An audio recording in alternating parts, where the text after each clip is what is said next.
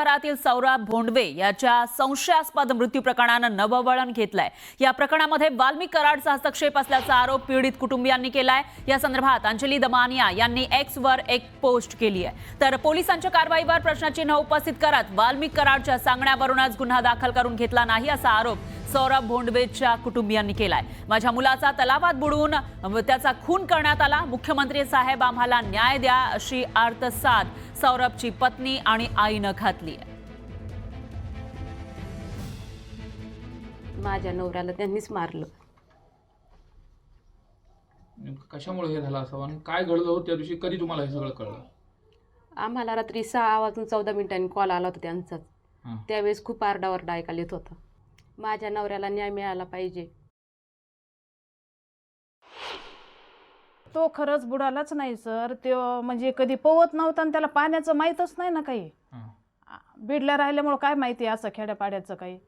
म्हणून त्याने काय केलं, तिघांनी त्याला बुडवून मारलं। आणि हे जर पोहून बुडतोय तर हे मुलं आम्हाला फोन करतात, कळवितात अशाने असं झालं म्हणून। मग आम्हाला जे नाही कळविलं मग ह्याचं अर्थच ते निघत आहे ना की ह्याने करून तिथं झाले, पोलीस स्टेशनला जाऊन बसले हे बिनधास्त। माझी मागणी तेवढीच आहे, त्यांना शिक्षा करा।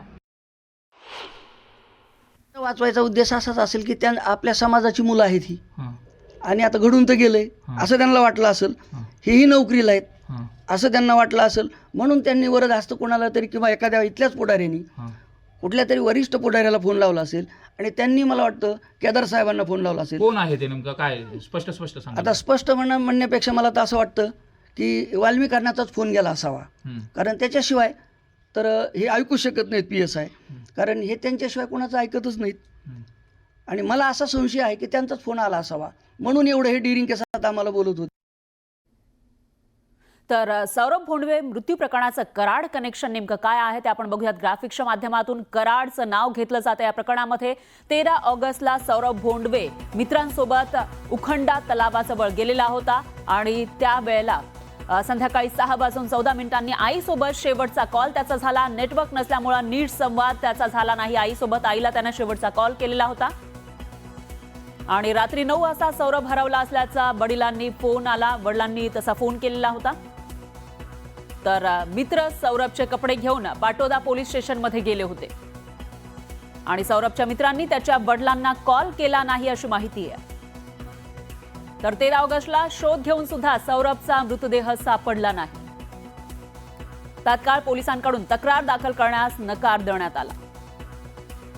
तर 2 दिवसांनी उखंडा तलावाजवळ सौरभचा मृतदेह सापडलेला होता। हा सगळा घटनाक्रम आता समोर येतोय।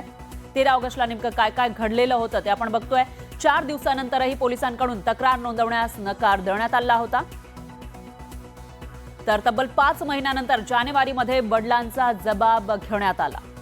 याचाच अर्थ 5 महिन्यांपर्यंत जबाब घेतलेला नव्हता। तक्रार दाखल करण्यास नकार दिला जात होता आणि त्याच्यानंतर मात्र त्यांचा जबाब घेण्यात आला आहे। त्याच्यामुळे याच्यामध्ये हयगय का केली जात होती असा सवाल उपस्थित होतोय।